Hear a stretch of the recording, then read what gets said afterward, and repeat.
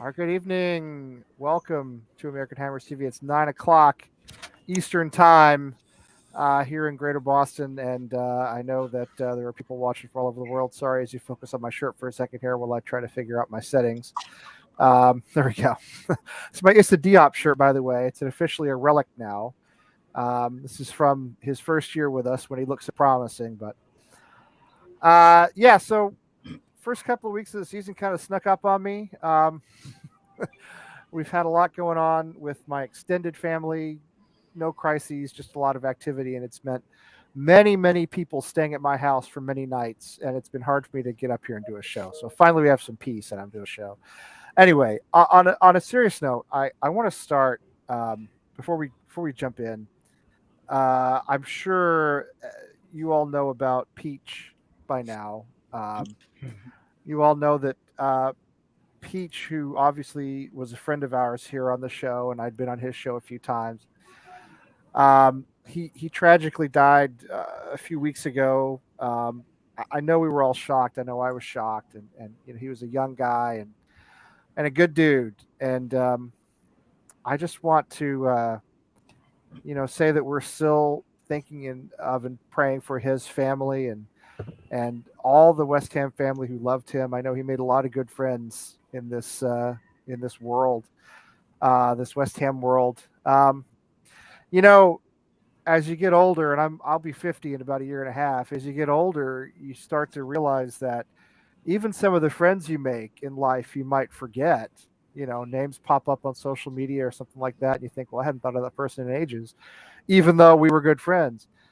But I'm gonna tell you something right now. Anybody who knew Peach in any way will never forget Peach. That dude brought energy and he brought positivity and he brought electricity to everything he did.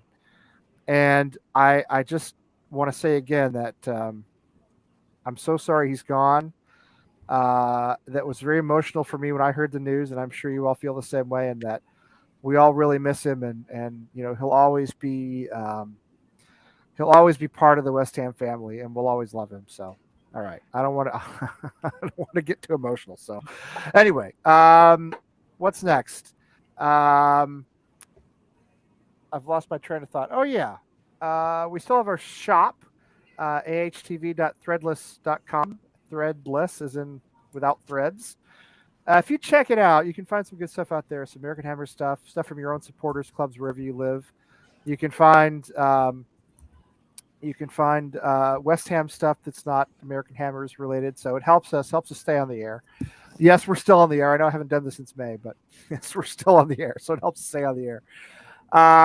And I want to give you a very quick update on my buddy Ensa, who founded the West Ham United the Gambia Youth Club in Banjul in the Gambia in West Africa.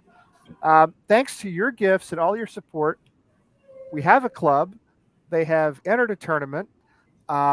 They drew their first competitive match on Saturday, which I think is a great result for a first ever competitive match. They've played 4 or 5 friendly matches up to this point. They've entered a local tournament now. It runs for a couple of months. They drew their first match on Saturday. They play again on Sunday. We are just trying to get them some kits. We have bought shoes for them. We've bought balls for them. I want to thank Bill Maddock from Suffolk University men's soccer. He's the head coach at Suffolk University here in Boston. Donated a huge number of balls from their training that I was able to send over some to Ensa, who received them, and they're using them in the training now. We bought it. We have all collectively supported this club big time, and they exist because of us. And now we'd like to get them into claret and blue if we can, so that they're playing in borrowed kits basically. We'd like to get them their own kit so they can enter a league after they finish this tournament. So I'm going to pop our little fundraising link in here. This is the fundraiser that we just started. That is kind of a kit-specific fundraiser. So if you are able to give a little bit, any amount helps. I talked to Ensa today. He's very excited. He's 17 years old. He runs this whole thing by himself. He's got about 70 kids in the program. And there's the under 15 team that's in the tournament. So he's very excited. They just don't have anything. I mean, I actually bought him a phone so he could continue to talk to me because his phone was about to die and he had no money to buy a phone. So I've tried to help him on a personal level a little bit. So anything we can do collectively to help the team would be great. All the money you give always goes to the team, always goes to the club. So we appreciate that. Um, yeah. So let's talk about. I kind of slept through the first couple of games of the season. Snuck up on me a little bit. Had a busy summer, and all of a sudden it was like, oh, we're bottom of the table. So, um, first of all, I appreciate this comment. I love our West Ham fan base is elite. Disappointed with the number of tickets sold for the game tomorrow. Yeah, I am too. I mean, I know there's a rail strike. There's all sorts of commotion in London right now, and I understand that. Even so, a lot of people I think can get to this match without taking trains, or can get to this match without taking the trains that'll be on strike. I feel as though there's just a general lack of interest in They conference also were league. charging an arm and a leg for the tickets. Well, are they? I mean, is it regular Premier League price, or have they discounted it at all? No, there was no discount that I'd seen. Well, that'll They're turn out to be charging 40. Yeah. The thing is like when they would do other games, it was like kids in for one, adults Yeah. for a tenner, and Yeah. they're not doing anything like that. They're trying to make every dollar they can on this. Well, we've signed 6 players. That's probably why it's 40 pounds for a ticket, and it's like £8 for a beer now at the ground. You gotta support the club in any way you can. I suppose they're gonna drain it out of us one way or another. I say us. Obviously, I'm not over there, but our fans who are over there and go to the games, they're gonna get they're gonna get drained. And yeah, the other thing I want to mention briefly is this third kit. You guys have seen the third kit by now. Yeah. It is a travesty. I mean, I'm sorry. I try to be positive about things, generally. But man, this thing is just. I'll tell you, it really reminds me of when my boys were little, and when they were babies, in diapers, and they would blow out their diapers, and they'd have, you know, baby poop all over their little onesies and stuff. This whole burnt orange look.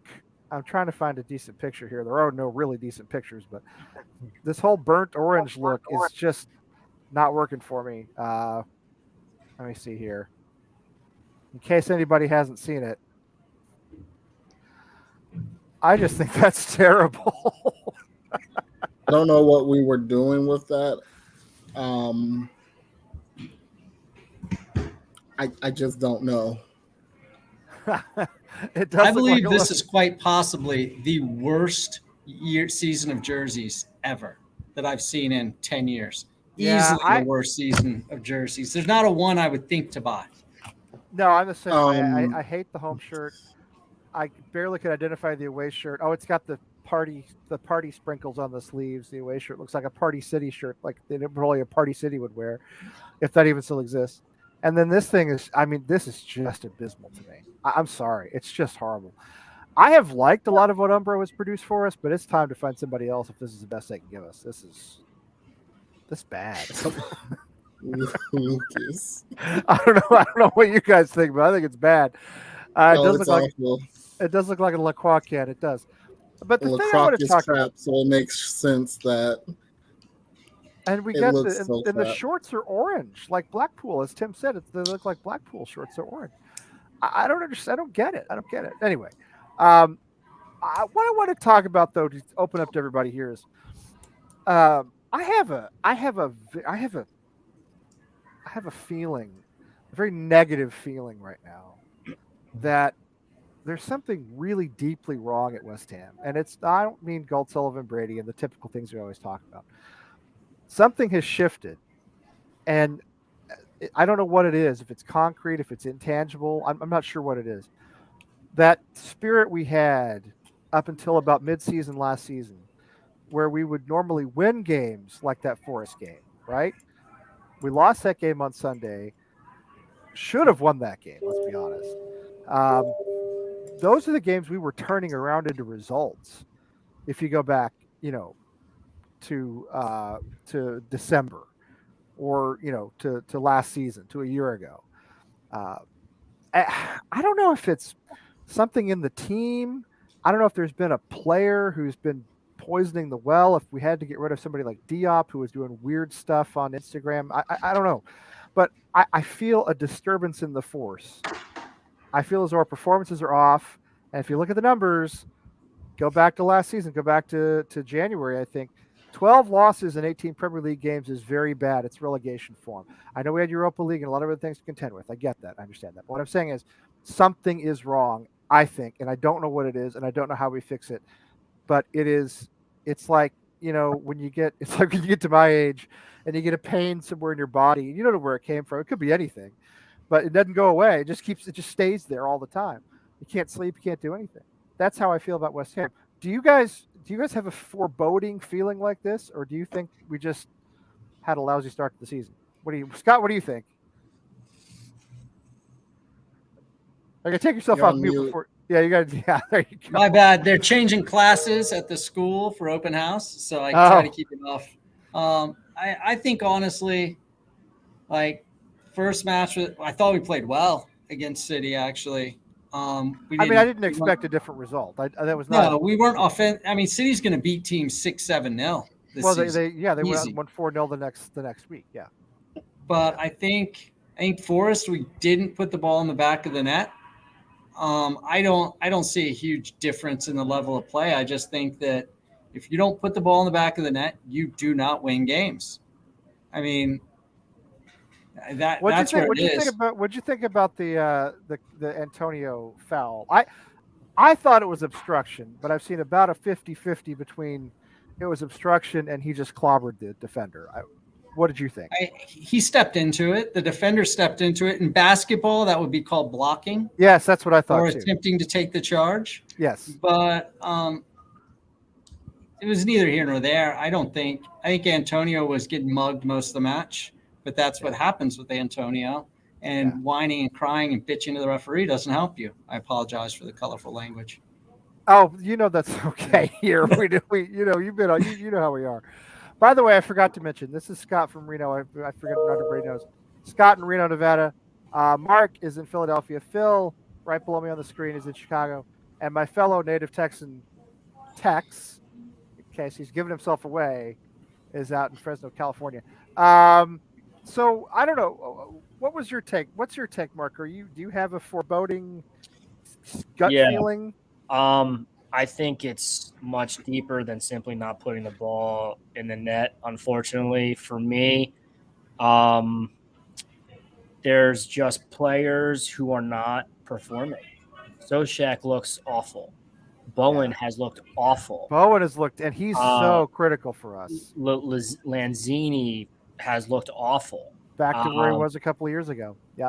There's just so many guys that look terrible. The back line, granted, I know we have some injuries, but the back line has looked terrible. Yeah. Including Zuma hasn't been so great. No. So, there are some serious issues going on, and it could be maybe they overperformed. Maybe Moyes got the very best out of this squad for 1 or 2 seasons, and that's all they have. And now they're figured out, and this is what we are. And, that could be it. Maybe, they're not quite prepared. I don't know. But I know it sounds like I'm seriously concerned, but I'm not seriously concerned yet, but I'm definitely concerned. I mean, to me, there are some red flags. I think there are too. I'm with you on this completely. This is not the West Ham we've seen for the last 2 seasons. I want to come back to this, Jamie. I want to get to all the new signings because I think we all have some thoughts on them. Mark, I feel the same way. Before I, go on talking more than I've already talked enough, let me go to Phil. Phil, what are your thoughts so far? You get the churning stomach, or it's going to be okay? No, I don't have the churning stomach. I just think a big part of it is injuries. I think that has played a big part, especially on the back line. Yeah.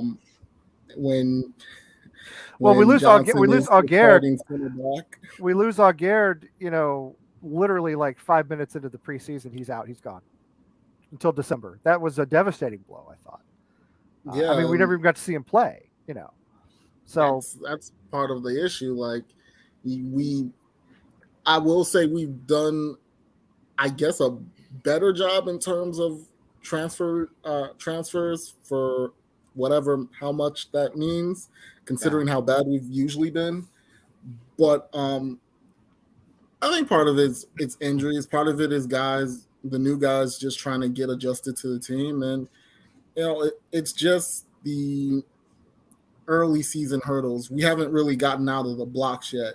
Now, if we're still having this conversation a month later, then red flags. Yes, you can't go too long like this. I'm hoping tomorrow is an opportunity against a team we should, let's be honest, we should run through like. Although we're missing a lot of players, But we're missing David Moyes too. Everybody's suspended. Cresswell suspended, which I know may not be the worst thing at the moment. I think that might be addition by subtraction. Right, you can't put him at the starting 11. But Rice is suspended, so we may see Downs, or we may see Lanzini back in that role. I don't even know who the acting manager is. It's not Stuart Pearce is gone. Nolan. Is it Nolan? Is he the acting manager? He must be. He should be because I'm I don't pretty know sure he is. Yeah. Which actually that doesn't bother me. That's But Tex, you have waited very patiently. Oh, sorry. Were you going to say something else, Phil? No, I was just saying. I think it's just going to be a matter of time before the team gets rolling. And if we're still getting in signings, I think, of course, we're going to have, getting over that bump is going to be an issue. But I think we have the talent to be able to get through that. At least tomorrow, we should be fine in terms of Conference League. But I'm not ringing the alarms yet. We've seen West Ham long enough. We'll know when it's officially time to ring the alarms. Yeah, I try not to freak out. Wouldn't say I'm freaking out. It's more of a creeping dread. What's your take, Tex, on our state of the club after the first couple of weeks? I want to be Aaron Rodgers right now and tell everybody to relax. Okay. Oh yeah. Okay. Let's look at the facts of what's going on at West Ham United. So when West Ham started to falter last semester, I'm in school mode. Last season towards the end, basically what ends up happening is we're beat up. We've got our best center back in Ogbonna is gone. He's the leader of that back line. He sets everything. So there's a little bit of frustration there. Then we get beat up. At one point, we're going with Diop and Dawson. And no offense to Dawson, as good as he is as an offensive threat, on a set piece, he's got a mistake in him every game, and it's going to happen. I know. So, and so when I look at it from that point, I'm not too concerned. David Moyes, another thing that factors into this, he likes to keep a light squad. He doesn't like a big squad. So that ends up being an issue, especially when you're trying to make a run in the Prem to possibly be in position for Champions League, and you're fighting a two-front war. Same thing happened in World War II, and we know what happened there. So when you're fighting that two-front war, but I'm telling you, like, this is the way that I view what's happened. We open up the season, and so somebody mentioned earlier, new players trying to fit in. We played pretty much the same lineup in both games. Yeah, we did. And we've only brought in subs. So to me, that's not even really a factor of the situation because we haven't been relying on anybody new. There's two major things that have happened that have hurt West Ham United. Number one, everybody's figured out Moyes. Watch every team that we play. I agree with that. Yeah. If they play a high press, we don't have the ability to break the high press and build out from the back. That's a problem. So West Ham United have to figure that out. And I think Moyes, and I think the Aguerd injury is big because I think he's always been planning to switch to a back three because he's aware of that. Yeah. And because we can't play the back three because we don't have our preferred center backs, that's caused a little bit of a problem because everybody knows if you put West Ham in a high press, they're going to send the ball long and they're going to struggle to hold possession. The second thing that I kind of look at is this, and this is like where the West Ham fan does come out in me. I look at the situation. City is whatever. We're not on City's level. It is what it is. Yeah. Erling Haaland is. And Yeah. you cannot read into the first week.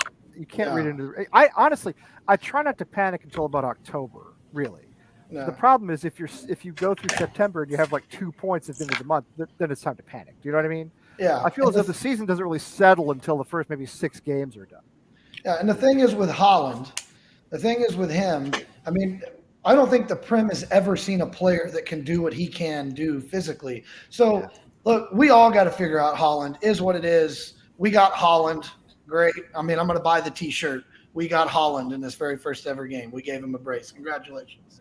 But in the Nottingham Forest game, there's a couple of things that I've had to remind myself of. Number one, that, everybody remembers what, Brentford did to Arsenal in week 1 last year. When it's your first game back in the Premiership and X amount of years, teams are going to be playing up. Football is one of those sports where the emotion of the crowd can really play into the game.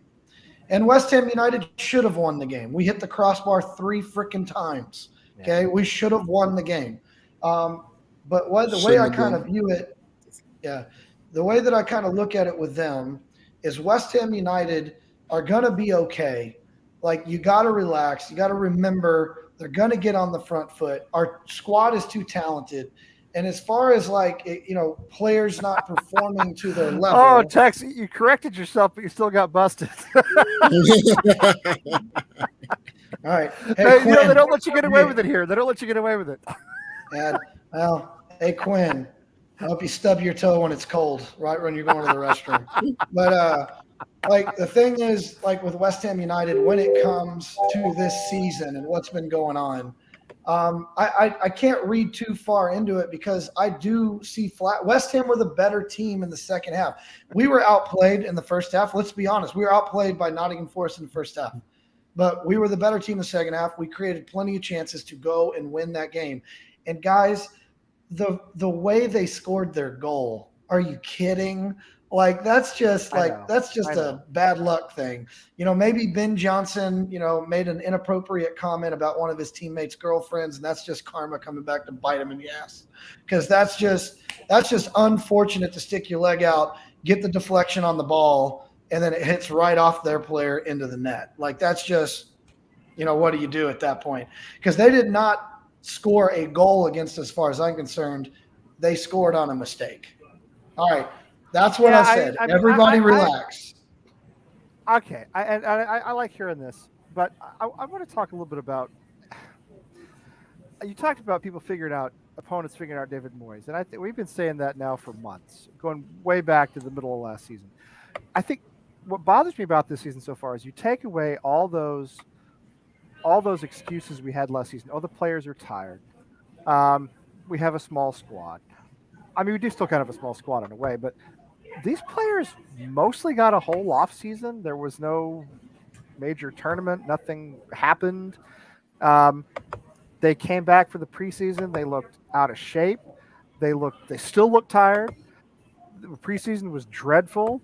Got absolutely slashed by Rangers. It was embarrassing. Even though they're a good team, don't get me wrong, but all those excuses, small squad, tired players, it shouldn't be like that anymore.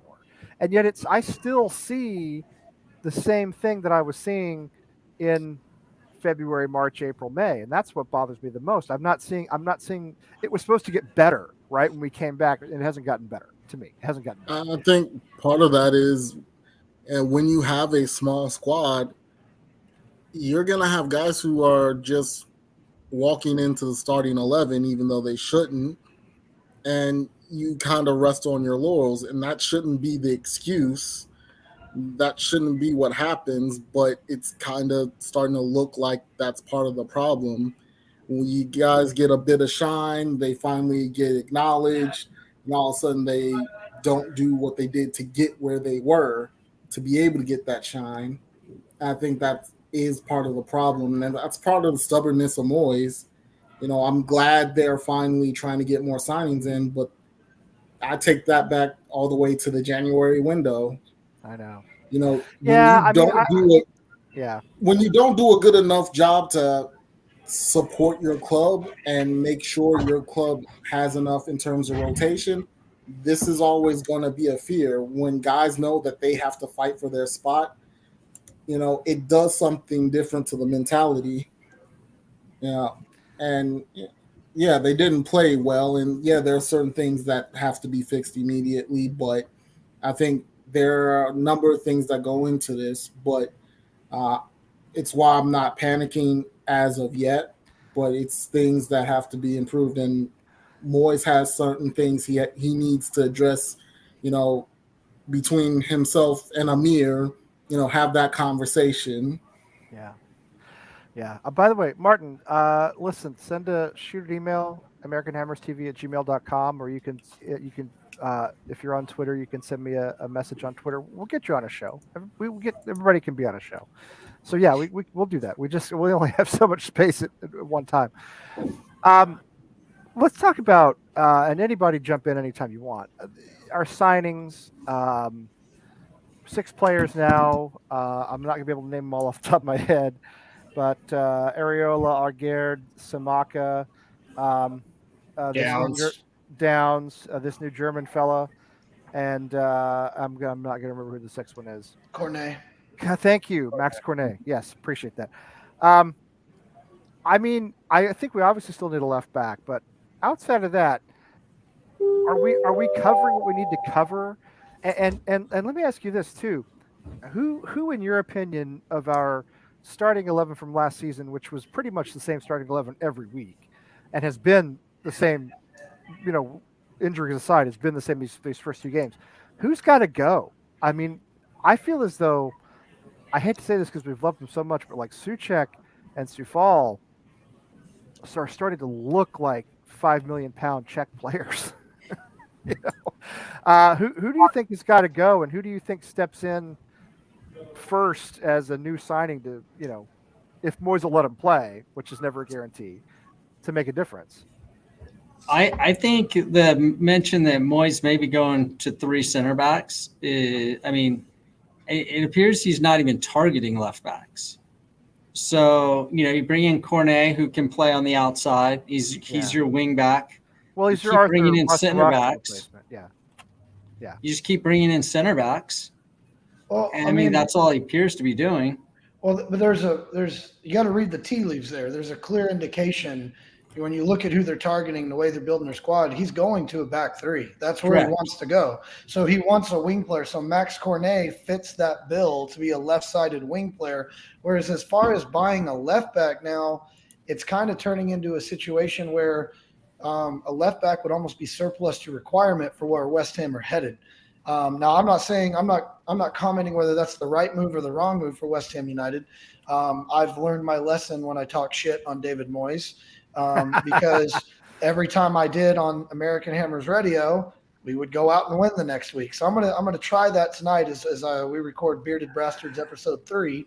But please do that. Yes. But the reality is, like, when you look at the way he's building the squad, I don't think a left back is even something. So when you say who's got to go, I like Vladimir Soufal a lot, and I do think Vladimir Soufal can play in a wing position. The player that to me is curious that I was thinking West Ham were going to try to get rid of is because early in the transfer window, West Ham were targeting some defensive center mids. They were going after a few of them to, I guess, partner with Rice. And obviously they signed Flynn Downs, but I don't think anybody thought Flynn was going to supplant Souček. No, I don't think so either. Yeah, there was rumors that, Calvin Phillips, who is now playing, I believe, for City, was a player that we were high on, and apparently, we're trying to play up the friendship between him and Rice. So the thing is with Souček got himself in a lot of dangerous areas against Nottingham Forest. A lot of dangerous areas. And by the way, Martin, apparently Fabrizio Romano says this is not happening with Emerson, just FYI. Emerson, they've spurned us on Emerson. They've spurned us on Borja. They don't want to do business with us. They don't want to do. They will not do business with us. So when it comes time for Declan to leave, I better not hear. We're not going to Chelsea. do business with them. That's the way I feel too. We're going to do business with them. Anyway, I'm sorry. I don't Tex. want to hear it. Go ahead, Tex. I apologize. I just wanted to break in. But guys, why are you talking about? I mean, Chelsea's the reason we have to have Jesus, right? Like everybody's understanding on that. That's when you have great evil in the world, you have to bring in Jesus, and that is Chelsea. So wait, Chelsea's the great evil, right? Oh, 100%. Okay, good. I'm gonna prove something. There's no club in the world I hate more than Chelsea. I am not like most West Ham fans. Well, I guess there's Millwall, but that's more for tradition. In the Premier League of the Premier League stalwarts, I hate Chelsea more than any other club, more than Tottenham, Arsenal, any of them. It's Chelsea for me. Hey, I'll prove it to you. This is a scientific fact. I can prove this to you. God is a West Ham United fan because every weekend morning he's like, "Leave me alone. I've been helping City all morning. Let me watch my team." He clearly is just watching the games and not helping us. Do you remember the old joke about Texas Stadium had the hole in the roof so God could watch his favorite team play? Oh God, yeah. No. But the real reason is because they tried to build a dome and they couldn't figure out how to do it, so they just left a big hole in the roof. Yeah. Never closed it. Anyway. I mean, I've totally lost where I was thinking. Souček, Lanzini, Sufal. I mean, again, this is striking at the heart of what we're talking about here. You have these players who've been solid players. Even Aaron Cresswell, before he melted down at the end of last season, was very good 2 seasons ago, and the first half of last season he was good. People forget, but he was. Then he had problems in Europa League, and he kind of melted down. And he hasn't come back. But you have these guys like Cresswell, Souček, Lanzini, Sufal, a large sort of percentage of our regular starting 11 or frequently used subs. Even Antonio to some extent. I feel as though they're not performing at the level where they did a couple of seasons ago, beginning of last season. Then you look at David Moyes and Tex, as you said, and we've talked about this a lot on this show. Opponents are figuring David Moyes out. They know what he's going to do. They know what his starting 11 is. They know what his tactics are. They don't ever make subs. And when he does, it's too late. And I'm wondering, and I love Moyes because he's given us the best back-to-back seasons of the history of West Ham United. Objectively speaking, the best back-to-back seasons ever. But I'm wondering, I mean, have we plateaued, and is it, are we falling off a cliff a little bit here, or are we sliding from, let's say, 7th to like 10th or 12th? Do you know what I mean? Mark, what do you think? You've been quiet. I haven't. No, enough. I mean, I have lots of thoughts. I could talk about how much West Ham makes me sad all day. Well, we've talked. Let me do that for 3.5 years on this channel. So. I don't think. I mean, listen, figuring out Moyes, maybe that's part of it. It could be part of it. I agree with Neil on this. He obviously has a very specific style, and he's very stubborn in everything he does. That's not news to anyone. No. As far as players coming in and making a difference, I have no idea. Honestly, I didn't even realize like how little I know about footballers like all around the world outside of the Premier League. Oh, I'm the same way. Outside of West Ham. I don't know much at all. This German guy who came in, I don't know who the fuck he is. I don't either. Oh, but nobody does, Mark. I mean, all these guys on Twitter, they don't know. They say they know, but they don't sit around watching Bundesliga every weekend. I'm sorry, they don't do that. I just don't buy it. I'm sorry, not Bundesliga, but Ligue 1. They really don't watch Ligue 1. Believe me, nobody watches Ligue 1. Yeah. Right. Oh, hold on. Well, I don't anymore because my team got relegated. I watch Ligue 2 now, and we're at the bottom of that. So I mean, how much time do people have to sit around and watch all these football games? With my boys. I mean, getting West Ham in on the weekend is about what I can do. Right. I watch a couple games on weekends, and that's why I know players around the Premier League, and obviously certainly West Ham. I know them, but outside of that, I really have no idea. So Scamacca, he looks freaking awesome. And anyone who follows me on Twitter knows that I've never been an Antonio fan. See, I love him, but I recognize his limitations. To be fair, No, I do. I think he's been excellent this year.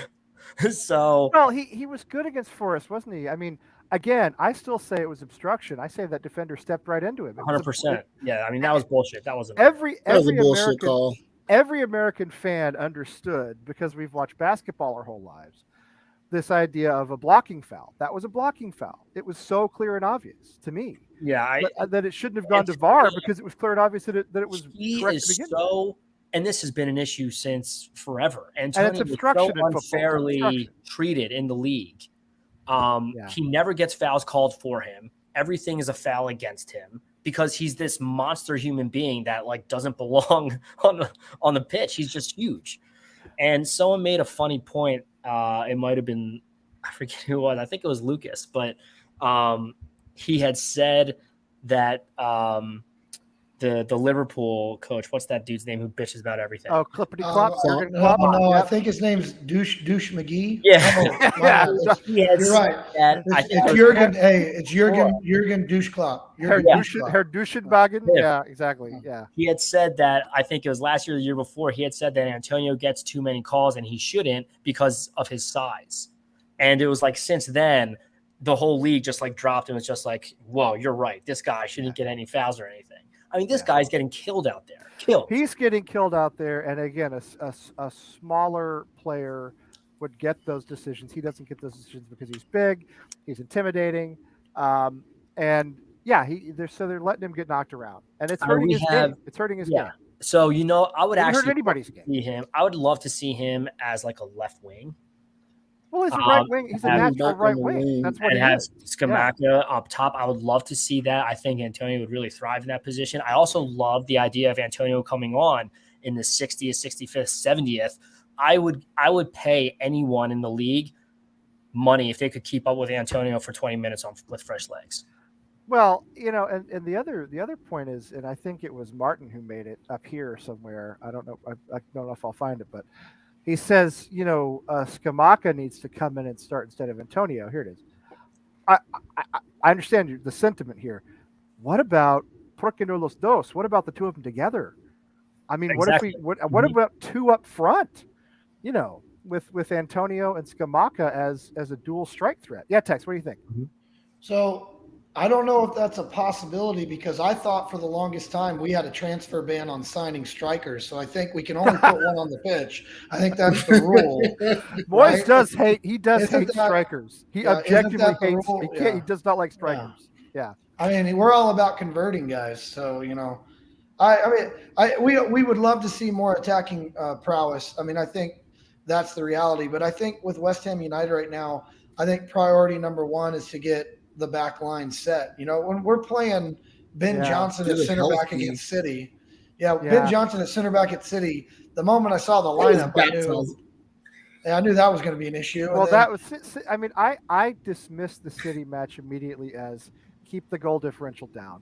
And I'll say this about Nottingham Forest. And a lot of people said this on Twitter. You said it, Tex. I think a couple of other guys said it here. Absolutely, the worst match you can have is a promoted side in their first game in the Premiership in like 25 years. That at home, their first home game, I should say, not their first home game in the Premiership. That is just, I mean, that is a very tough situation to go into because they're sky high. They got a whole new starting 11. They've, it just, even so, I still say that's the kind of game we win last season, not the kind of game we lose the way we did. But Moyes is never going to play two strikers. He just like playing one. He's like playing any.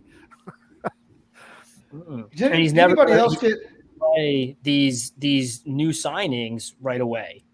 Scamacca needs to be playing more. This new guy that we signed from wherever is supposed to be fucking awesome. He's probably, and we signed him just in time for tomorrow. He's probably not even going to play. The only thing I'll say for tomorrow now, and you're right, Mark. Moyes hates playing new signings. The only encouraging thing for tomorrow is half our team is suspended, so we got to play somebody. Right. You got no Cresswell, you got no Rice. It's only two players, but we're gonna have to shuffle things around a little bit because, I mean, without Cresswell, without Dawson, obviously Garrett is crocked until the holidays. We don't really have. I mean, we don't even have a back line. You may see Harrison Ashby step in. Maybe we should see Harrison. I would love to see Ashby. I think Ashby's the most promising of the academy players. I think he'd be an excellent wingback. Is there a chance that we lose this thing tomorrow? I mean, seriously, I don't know anything about. There's always a chance. I mean, there's always a chance because it's West Ham, but I feel as though this is not going to be the stroll that we think it's going to be. I go back to you. All of us go back to Astra Gugu and who were the? I mean, we've really Astra Gugu back to back. Astra Gugu 2 seasons in a row. We've lost to some really garbage competition over the years. I don't think they have a back that can keep up with Antonio or Scamacca. I think both of those should run roughshod all over their back line. Astra Gugu didn't have anybody who could stop Pyatt, and they did. Well, that's what I'm talking about. And by the way, is Flynn Downs healthy? I think it was Martin said he heard he was injured. Is that? Do we know anything about that? I didn't see anything about injuries, but the Google's Dolls team. Yeah. Well, I mean, listen, I'm just saying that our form is, not great. Is that right? Due to Brexit? Is that right? Yeah. Yeah, they're missing starters. They're gonna have a couple of their players at least, because it's not open borders anymore. And they don't have visas, or so they don't have they couldn't get their visas in time. Is that right? Yeah, that's interesting. Well, thank you, people of the UK, for voting for Brexit. It's clearly has done everything we needed it to do. So we appreciate your vote. Your what are they called? The leave people or something. Anyway, the Leaf people. Yeah. So I mean, do you guys know anything about Danish football or Viborg or? No. I don't know anything. Last Danish player I can think of is maybe Kasper Schmeichel, right? Or Michael Laudrup from 30 years ago. I mean, Ebbe Sand, I think, was Danish.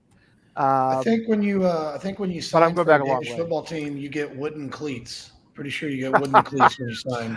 I think you get. Team. Yeah, I mean, I don't. I think it's a fantastic country, but I haven't ever been there, and I don't know anything about the football at all. So. Yeah, Boris did us a solid, didn't he? He did. He and Nigel Farage, I guess, did us a favor for whatever it's worth.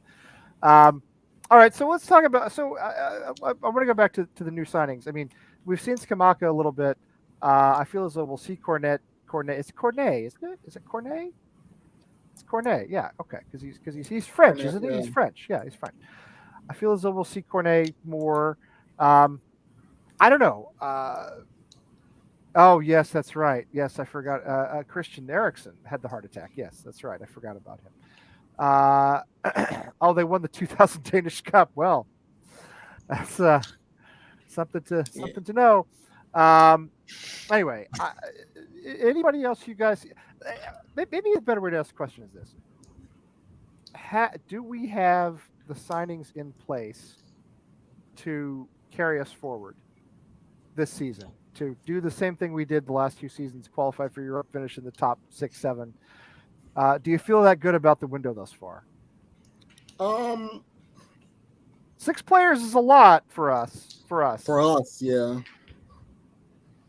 Of course, you have Areola was already with us, so he's not a new player per se. He's not new, no. So really 5 new signings. 5 new signings, and and one who's out until November, December.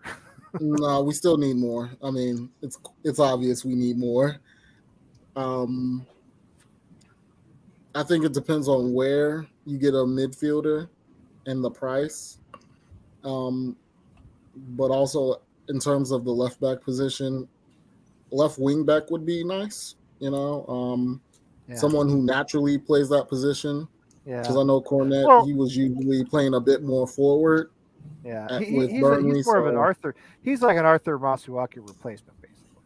I mean, it's like. Are you guys concerned? Let me ask you this: are you concerned in any way about the players we've let go? Do you No. want? I mean, are you pining for Ryan Fredericks, There's Masuaku, Issa Diop? they're the only player that I personally am upset that was let go is Vlasic, and I would be Yeah. extremely disappointed if Ben Rama also leaves. I don't think he will now. I don't think he will. Do you think We he will, can't Mark? afford to let him go. He doesn't. I think Vlasic got a really unfair shot and an He didn't get a shot. I'm not sure he got much. Yeah, he got a shot. It's just like he didn't do enough with the chances he got, and it just feels like he never proved himself to where Moyes didn't have a choice but to play him. Yeah. That's the type of manager Moyes is. But he dumped him awfully quickly, didn't he? Because didn't we say the same thing about Pablo Fornals? I was just going to say the same exact thing. I mean, everyone said this about Fornals. Everyone said this about Lanzini. People have all been saying this about Ben Rama.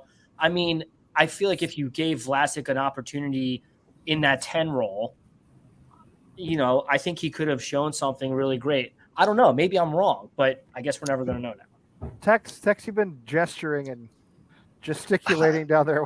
I like this is the reality. When we signed Vlasic, I'm on record saying he'll never kick on with West Ham United. And I got a lot of flack.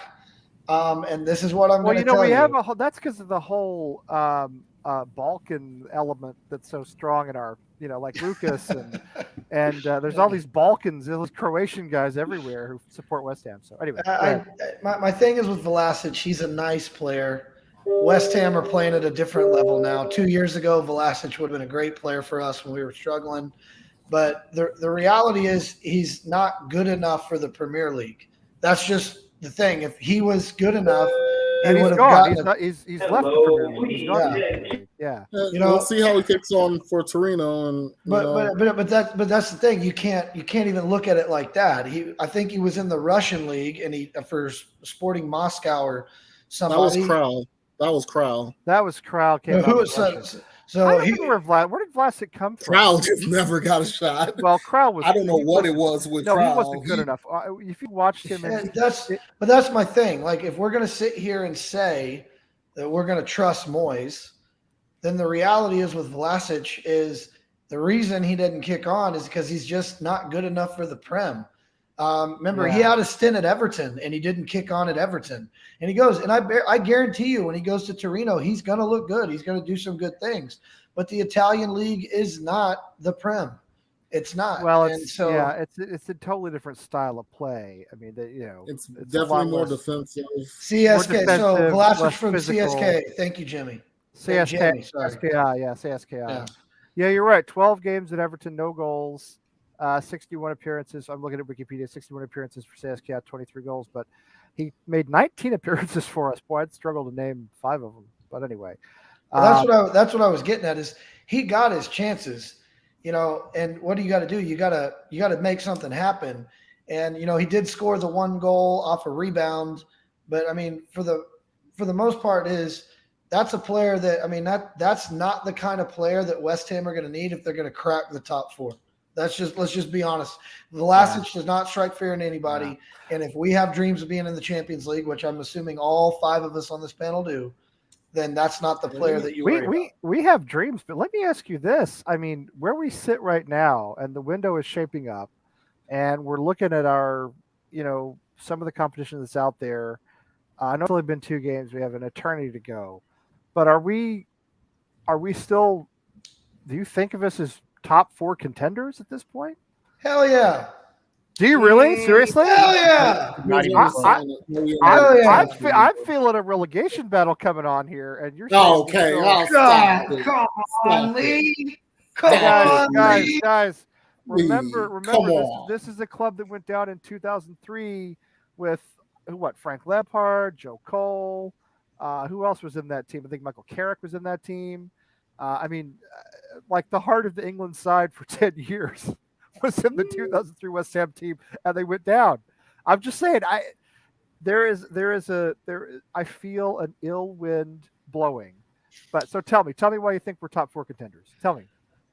All right, so I got to admit, maybe If top you four, think but I so. do I think believe it's- I do believe we're a top 6 side. I'm going to go out and say I think we're a top 6 side. I think we're better than everybody, but the 5 teams of, and as much as it pains me to say it, obviously Man City. I'm going to put Chelsea above us. I'm going to put Tottenham above us. Put Arsenal above us. And there's one other one, because I don't care about the top 6 that much.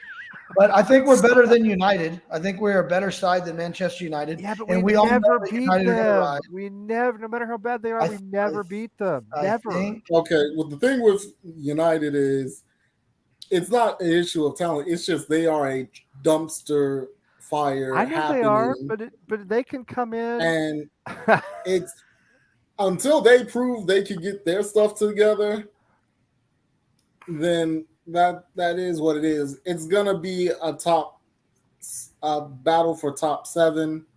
I think we have to keep in mind you still have to deal with potentially Newcastle, who have been getting better. But Newcastle, they didn't exactly go out and They did not yet. Lewandowski. They haven't done that yet. Yeah, I mean, I thought they'd come out with Diego Maradona and Franz Beckenbauer, and But considering how they finished last season, and now that they've had they did very well. They did very well. Yeah, of course. Yeah. And considering how they're shaping out, that's a team you're like, okay, that might be a problem. What about Palace? What about Palace? Had a good result. And Palace on the weekend. Palace have been a steady team. Not their top 10. I mean, Newcastle and what about our opponents on Sunday? Brighton. We've never beaten them in the Premier League. And quite frankly, no, come on, they had a good season last season. No. They weren't that far off us. What about Wolves? I mean, there's a whole underbelly of the Premier League table that we could easily get sucked into. And all of a sudden you go from 7th to like 15th just like that, because it's not a big gap between us and like Southampton to me. I'm sorry, but I don't think it is. Now tell me why I'm wrong. Anybody? I think I'm sorry. Go ahead, Tex. I don't know what it is when we go down to Brighton. Maybe we get all worried because Brighton is that kind of foo-foo area of England. But I mean, I don't know what the hell, why we can't beat them. Their mascot's a freaking seagull. But they're coming here on Sunday. No, yes, they're at London Stadium. I'm pretty sure it's at the London Stadium. But the reality is, even at the London Stadium, some dipshit's going to come off the bench and score an 88th minute goal, like last year when we had the game 1-2-1. Like Mopay, yeah.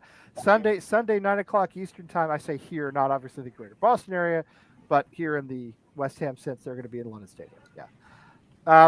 I mean, but they had a good season last season. That's not a bad team at all. There's nothing. It's not a bad team, but it's not a team that screams to me that they are going to be better than what they were last year. And you have to keep in mind. This is awesome. I love this comment. I love Jeffy's thing. He's just thinking about the important things already. 80 we win conference league. Let's do it. I don't care where, as long as we don't get relegated. I don't care if we win conference league. Hey, I would love to win conference league. European trophy. I don't care if it's the lowest level European trophy. I would take it in a heartbeat. Absolutely take it. Yeah. I'd take it over anything else. If you told me we finish 11th, but we win conference league, guess what? Sign me up. Take it. Yes, absolutely. Yeah, totally. I don't know, Scott. You've been. I haven't let you in enough up there. What's your take? Are we top 4, top 6 contenders, or are we sucked into the hurricane with everybody else? It's funny. Newcastle hasn't improved their squad. Apparently, they're the only team with money that cares about the financial fair play rules. I found that interesting. Their whole thing is weird to me. So their ownership is a thing.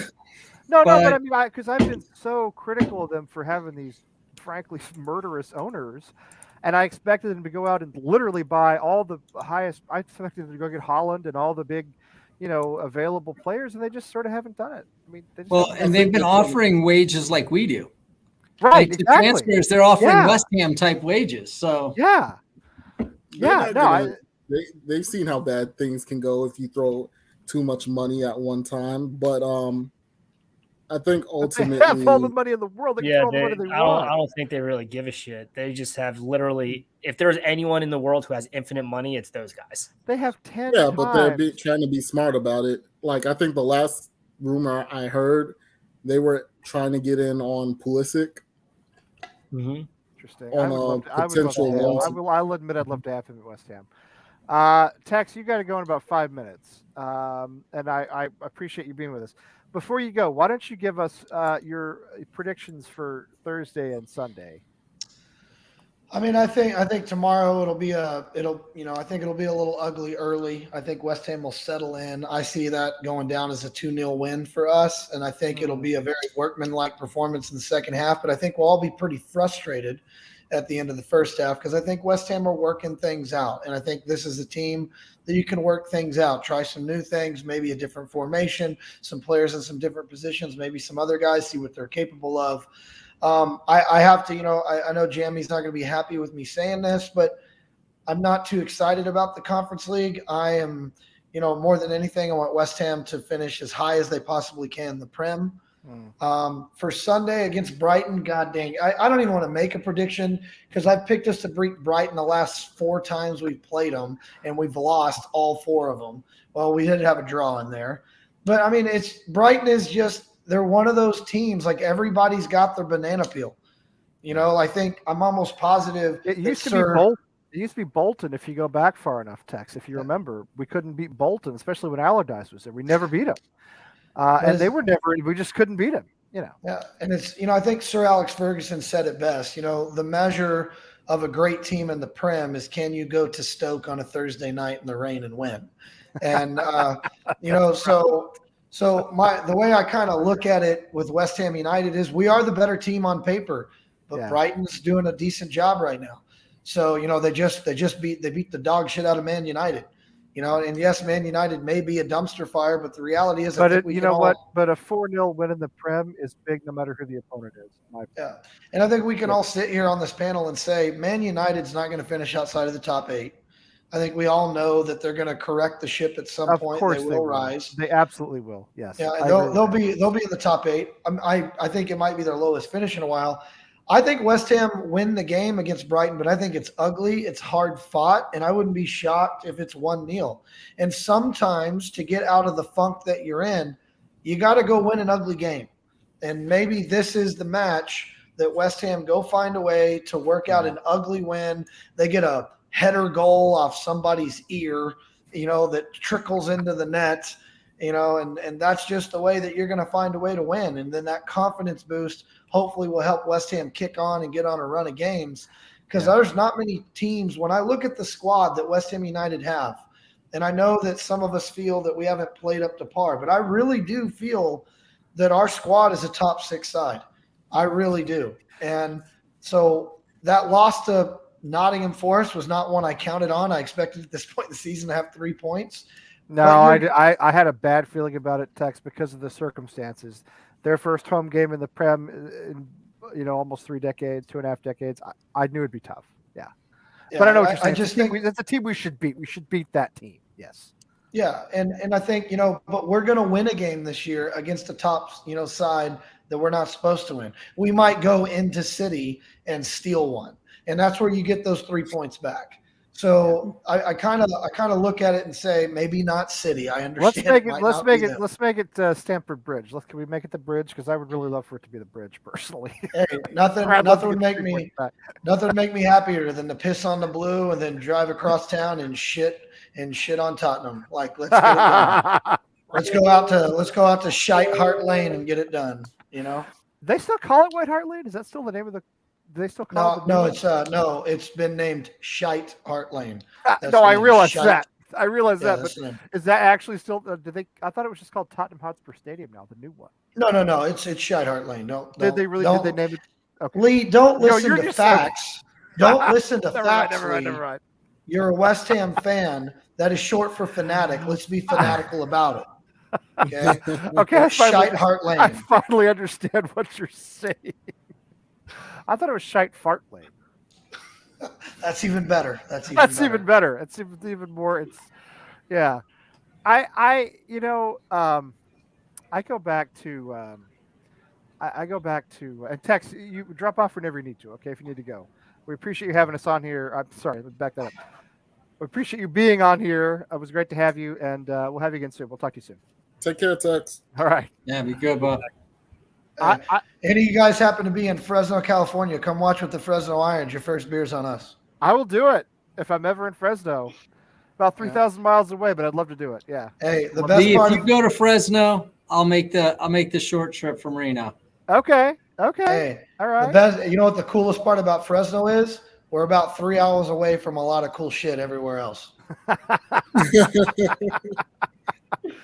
I'll tell you what. I was in a bar in Paris one night with a bunch of kids from Fresno State, and we had a great time. Had a fantastic time. So I have a really good feeling about the people. I don't know if they were from Fresno, but I have a good feeling about the people of Fresno. So yeah, no problem with Fresno at all. Yeah.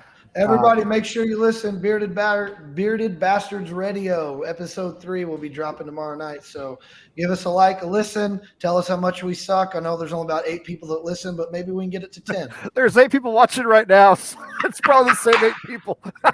Right on. All right, cool. Thank you, Tex. See ya. No, I go back with Brighton. I go back to the last game of last season when, we all we needed to do was close out 45 minutes. I know the players were tired, the squad was thin and all that, but when you came right down to it, 45 minutes and we were in Europa League again and we blew it. We bottled it. And that was Moyes was angry after the match, and I think it's hard because you end the season that way and everybody just goes home, but I feel as though they've come back in the exact same form, just no form at all. And that's what worries me about these next 2 games. We should beat this Danish club, but you got to. I will always go back to Pellegrini and the League Cup match at Oxford, if you remember. Pellegrini's second season. Yes. Phil's face tells the story. Scott, you know what I'm talking about. Yeah. You guys know. Pellegrini's first season we finished 8th, I think. He wouldn't let us finish 7th because the Sullivan didn't want to have to pay for our European trip. So every time we were close to finishing 7th, we'd lose. But I think we finished 8th. So he comes in second season, a lot of excitement. We start the season well. First 3 or 4 games did pretty well. I don't remember how many points, but good start. Go to Oxford, 4-0. With about half our team was our regular starting 11, 4-0, and it was like a bullet to the head. That was just killed Pellegrini's whole tenure at West Ham. We never recovered, and Moyes had to come in and bail us out again. And then he's been here ever since. So, this Viborg thing looms surprisingly large to me because I feel as though it's another Oxford in the making if we don't handle it correctly, and we got to qualify for Europa League. I mean Conference League. Everybody's talking about we're in Europe. We're not actually in Europe until we play these next 2 games. You miss these, you lose this tie, and it's all over. All of it. We're just back to being a regular Premier League club, and I think that's devastating. So, I think these next 3 days are really critical for our whole season. Tomorrow has to be a massive confidence booster for the team. I mean, they should absolutely kick the shit out of this team. I mean, they should. 4-goal. I mean, 4-0 is what I'm expecting. It should be an absolute beatdown. I don't care who we have, who they don't have, whatever. We should win. We should win. By the way, Jeremy, California is a big state. Fresno, where do they go in Fresno? I'm going to have to look this up and tell you where they go in Fresno, okay? Because Fresno, LA, a long way from each other. They go to different places. I think there's a Hollywood Hammers group. There's an LA Hammers. There's Fresno, which is a couple hundred miles away. So anyway, I'm going to have to see if I can find that. But if you're in California, you can figure those out. But yeah, Mark, I'm with you. I mean, we should go out. We should really run out to like a 3-0 victory and just like we did in Europe to the group stages last season. Just didn't really even look fussed at any point to me. The only game we lost was the game where we were guaranteed to go through, put all reserves. That was fine. every other game we basically controlled. I mean, just pretty. I think there was one draw in there where there was an unfortunate own goal, but I mean, we controlled everything, and we should do that again tomorrow. And my fear is that we won't, and that the 350 people who are going to be in the ground are going to start freaking out, and you're going to have one of those situations where the fans turn on the the fans turn on the team, and it's just going to be I didn't even know that you could be put in must-win situation football matches 2 games into the season. Well, I mean, it sounds stupid. Thursday's must win. I feel like Sunday is must win. They are. That's critical. What I'm saying. They're critical. And we're 2 games in the season. 2 games. Thursday is legitimately must win because we have to win at home to stay in the competition. I believe. Yes. Absolutely must win at home. You remember what happened against Frankfurt. Everybody blames Aaron Cresswell, but we considered the first minute of the home leg against Frankfurt, and that was it. For our Europa League bid, it was basically over at that point. All right. I don't care. I know Cresswell made a horrible error, but you know what? He got Bill Bucknered on that one. Okay, it wasn't really his fault. Sorry, that's a reference not many people are going to get unless you're from Boston or old enough. But Bill Buckner was known for an error in the World Series in the 1980s. Right, but it wasn't. Here's the thing: the Red Sox did not lose the game because of him. They lost the game because their pitching broke down. He was just in a wrong place at the wrong time. Cresswell. We did not lose that tie because of Cresswell. We lost because we gave up a goal in the first minute at home of the home tie. You can't do that. So you're not in Europe. We're not in Europe unless we win this tie. That's all there is to it. It is an absolute must-win tomorrow on August 18th. And then I'm with Nolan, who said this earlier. I mean, Brighton, you start the Premier League with 3 matches, no points, and possibly no goals. Yeah, that's tough, man. That can bury you for a whole season. You look back and that can bury you for a whole season. I know, Phil, you got to go too, right? Yeah, I got to get ready to head on. All right. We're not going to go too much longer. I'm not doing one of these 3-hour things tonight. I don't have that in me. Before you go, give us your prediction for tomorrow and Sunday, if you would.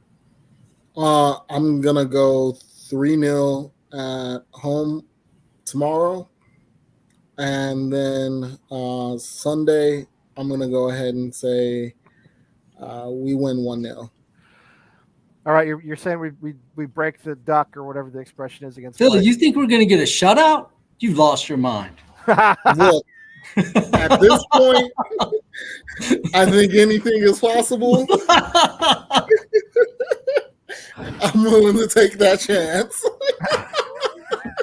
That's a bold prediction. Hey, I can place a bet for you, Phil. It'll be the best $5 you've ever wasted. You're wrong. Wait, can you bet in Illinois? Because in Mass you're going to be able to bet pretty soon on sports. I'm pretty sure we can bet in Illinois. Mass is one of the last states because we never allow anything here. The Mass was one of the last states to allow it. So pretty soon you'll be able to bet like on your phone, which I will not do because that will lead to my financial ruin, divorce, and loss of custody of my children. So I'm not going to do it. But some people who can do it, responsibly can do it. I'll take that chance. But, yeah, that's. I'm gonna try to be positive. I'm gonna try to be positive about it. So I'm gonna go ahead and believe the Irons are gonna iron out the wrinkles in the squad and go ahead and get 2 wins back to back. As long as we don't wear those diaper blowout third kits, because that's look. Hold on. If we end up winning in those diaper blowout not buying uniforms, I'm not buying it. I don't care. Anything. Listen, I don't care if we win the Conference League final, the FA Cup final, the League Cup final, and finish top of the Premier League wearing those kits. I'm still not buying one. Not that one. Not that one. My daughter can design West Ham kits. Your daughter's still in diapers, right, Scott? She's still running around in diapers, ruling the house. Well, that's what I'm saying. She designs them just by blowing out her diaper. That's what it looks like. It's when my boys used to have, when they're little, they're babies. That's the color of their poop, And when they blow out the diaper, that's what it would look like. I'll see you guys later. All right, Phil. Thank you for being on. We appreciate it. We'll see you again soon. Thank you. See you again soon. All right, you guys who are left, I think we should we can wrap it up. Scott, what do you think is going to happen Thursday and Sunday? I think we dominate. I think we go in and we get 3-0. I think we put the whole tie to bed with the 3-0 win at home. Even without Declan Rice, without Moyes on the touchline, without Aaron Cresswell, are we going to be able to survive without Aaron Cresswell? Look, maybe whoever's stepping in for Moyes will actually be adventurous. Just a thought. I mean, that's knows? true. But I mean, it's this guy McKinley. Lucas says it's a guy named McKinley. I don't even know who that is. Is he our assistant manager? I don't even know who it is. I'd like to see Noble. Everybody would like to see that. Yeah. That would make me happy. But I think we go 3-0. I don't think there's a question. I don't think the game's close. I think it's one of those games we actually finally put it together because it has to be. I mean, we have to play well. Yeah. Billy McKinley is our first team coach. Who even knew this? Honestly, I'm going to tell you, I didn't even know this. From Dundee. Oh, Lord, he's Scottish, apparently. Yes. He's a product of the Dundee United youth system. Oh, he's a fellow Scot. He's a product of the same Dundee United youth system which produced Christian Daly. Are we bragging about that? Anyway. So you like us on Thursday, and I know you got announcements going in the background. Hey, I'm working hard here. Nobody ever comes and sees me at open house. I just have the best job ever. Okay, that's what you meant by open house. I thought you meant like you were selling your house. Oh no! I'm sitting at the school.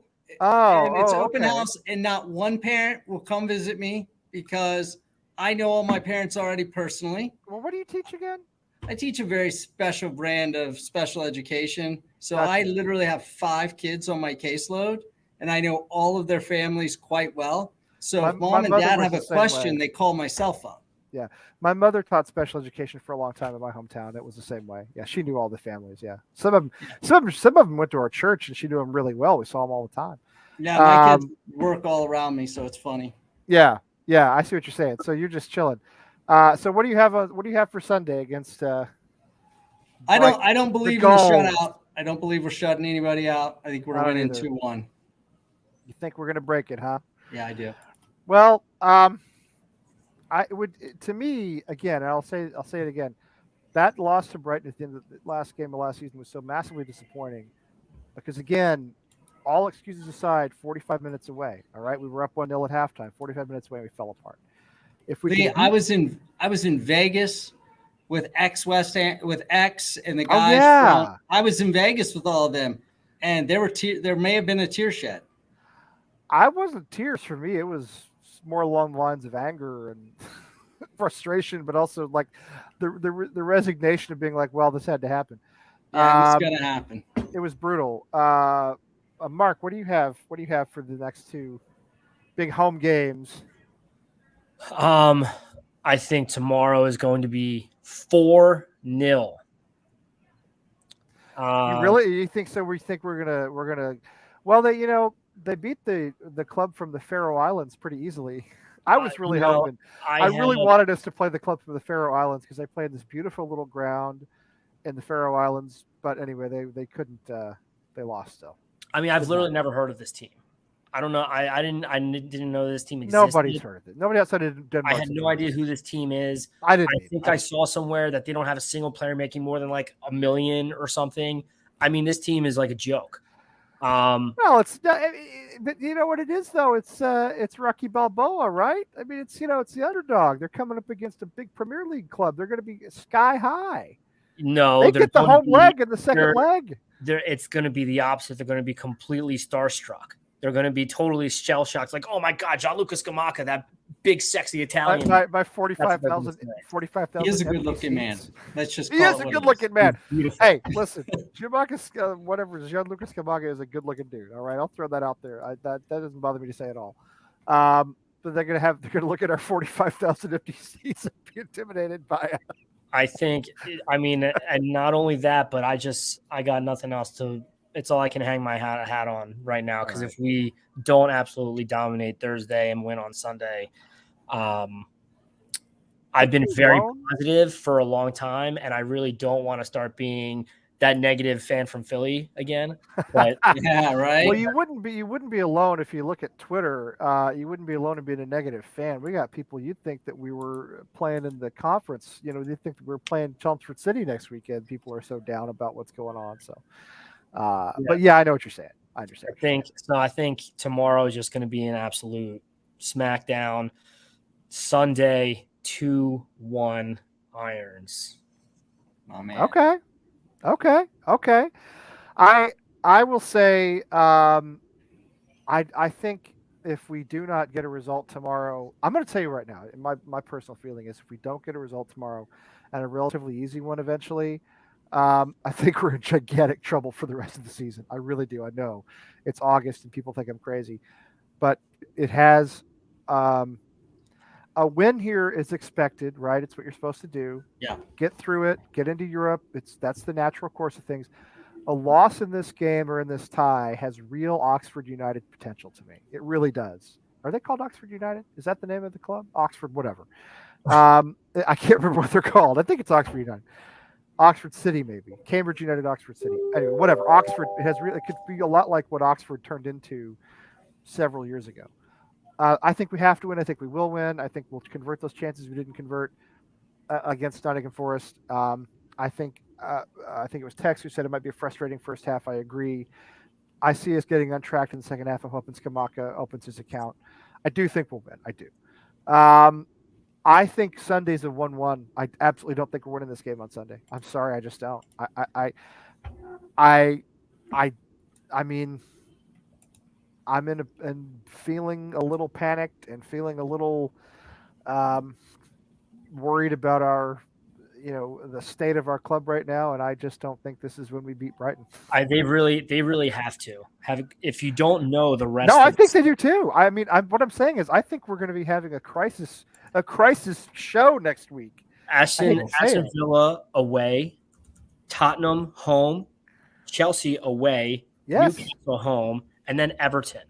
So I mean, if they do not win on Sunday, I mean, we could potentially lose. We could be 3, 4, 5, 6, 7, 0-7. That's right. You get 7 points into a season, and you get 7 matches into a season with no points or maybe 1 point. I got to tell you, you're in a relegation battle. You 100%. just are. You 100%. just are. So, mm-hmm.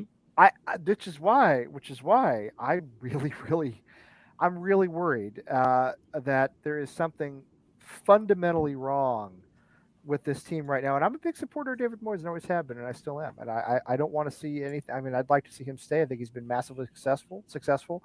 He's bailed us out twice. He's brought us to new heights. Something's not clicking. Do you know what I mean? Something's not working. And if it doesn't start to work on Sunday, I think we're in a huge amount of trouble, and that's really what I fear happening. However, I do think we'll win tomorrow. I do. I think we're still better than Viborg. So catastrophic would have to happen for us to not win tomorrow. I really believe that. Yeah, and Jamie's got a point here. I mean, let's face it, we generally play Chelsea pretty well. Everton, they don't look great. Villa, that's a club that we should beat. Mm-hmm. I try not to read too much into the first week of results. Second week, that Forest game, we all know how it went down. Everything was against us. All the stars aligned against us. I'm hoping we recover and build some confidence tomorrow, and then go in with a head of steam on Sunday and finally get that one over Brighton. I'll just believe it when I see it. That's all. All right. No marathons tonight. To all you who thought we were going to go for 3 hours, I can't do that kind of stuff right now. That's too much going on. But I do want to thank. I want to thank Tex from Fresno. I want to thank Phil from Chicago. And I'm going to throw up my link one more time to the fundraiser for West Ham United the Gambia, our friends in West Africa with the youth club. They're playing a tournament, if you missed it at the beginning. They exist because of us, all right? They exist because we've all donated money to buy boots, what are they called, pennies or bibs to train in, balls, all kinds of equipment. Now we want to get them and some nice claret and blue kits if we can, which will allow them to join a league They're in a tournament right now, which is great, but they want to actually join a league. They're in the Gambia, and then they'd move on from there. These are under 15s. These are kids. My buddy Ensa, 17 years old, runs the whole thing by himself. Lives by himself, by the way. His family's like his mother's gone visiting relatives. He's just like at home, just like he just lives on his own, you know. So he's doing all this alone, and he's a fantastic guy, and I'm so proud of him. And I talked to him today, and you know, he's excited and he's very thankful for what we've done. So anyway, I'm gonna throw that up there. And I don't know. I guess we'll have a show on. Chris and Irish Tommy have started doing post game shows. I don't know if they're doing one tomorrow or not. I would imagine probably on Sunday. But until then, Scott in Reno waiting patiently for his first visitor at the open house.